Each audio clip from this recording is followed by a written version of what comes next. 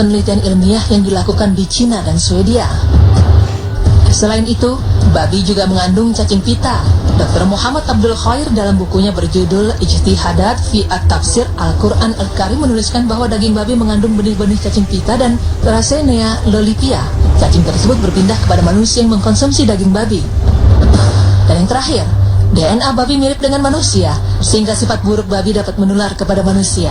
Beberapa sifat buruk babi seperti binatang paling rakus, kotor, dan jorok, serta kerakusannya tidak tertandingi hewan lain, serta suka memakan bangkai dan kotorannya sendiri. Selain itu, babi sangat suka berada di tempat yang dan kotor. Untuk memuaskan sifat rakusnya, bila tidak ada lagi yang dimakan, ia muntahkan isi perutnya lalu dimakan kembali. Selain itu, babi adalah binatang yang tidak memiliki rasa cemburu, sehingga babi akan membantu pejantan lain untuk menyetubuhi hewan betinanya. Nah pemirsa, dari sekian banyak bahaya yang terkandung dalam daging babi, sehingga hewan tersebut diharamkan. Mengapa Allah Subhanahu wa Ta'ala justru menciptakan hewan tersebut? Perlu kita ketahui bahwa tidak ada satupun makhluk yang diciptakan oleh Allah itu sia-sia. Langit, bumi, dan seisinya ini apabila kita memiliki pengetahuan atasnya, tentu kita tahu bahwa itu semua ada manfaatnya. Tidak terkecuali babi. Babi diciptakan bukan untuk dimakan, tetapi pasti ada manfaat lain dari babi yang bisa dimanfaatkan manusia.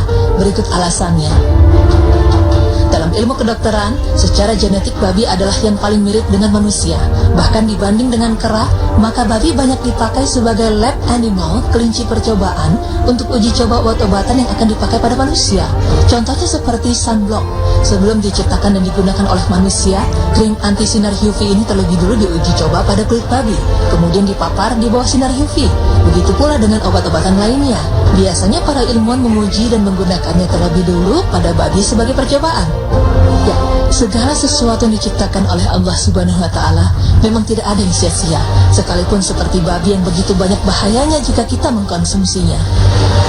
Sungguh Allah Subhanahu wa Ta'ala begitu mencintai hamba-hambanya.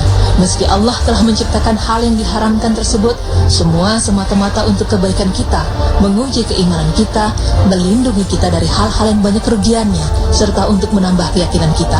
Bila kita melihat hikmah-hikmah larangan Allah, akan semakin bertambah pula keyakinan kita akan kebenaran Islam dan Al-Quran. Terlebih di zaman ini yang kemajuan teknologinya semakin canggih dan semakin membuktikan akan kebenaran Islam dan Al-Quran. Masya Allah.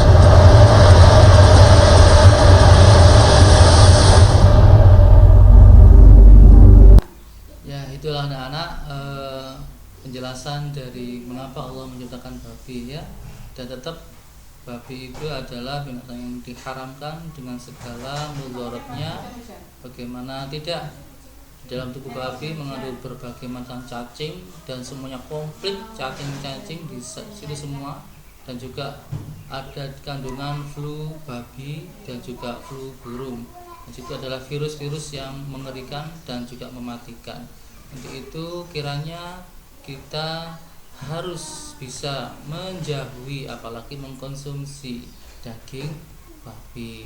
Dan masih banyak daging yang lain ya, yang halal dan bisa menyehatkan tubuh kita. Untuk itu anak-anak, nanti setelah video ini berakhir, nanti anak-anak bisa mengerjakan atau menyelesaikan latihan soal pada bab ini.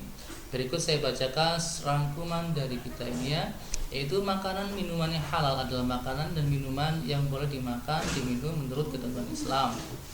Yang kedua, makanan minuman yang haram adalah makanan minuman yang tidak boleh. Sudah jelas ya. Kriteria kehalalan sebuah makanan meliputi 3 anak-anak. Pertama, halal pada wujud atau zat makanan itu sendiri. Yang kedua, halal pada cara mendapatkannya. Yang ketiga, halal pada proses pengolahannya. Jenis-jenis makanan halal, semua jenis makanan yang tidak diharamkan oleh Allah dan Rasulnya, yang pertama.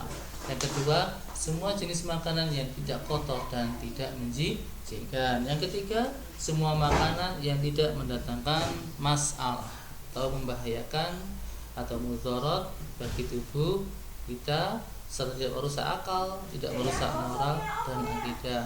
Yang kelima, jenis makanan yang diharamkan. Sekian dari saya, mohon maaf. Wassalamualaikum warahmatullahi wabarakatuh.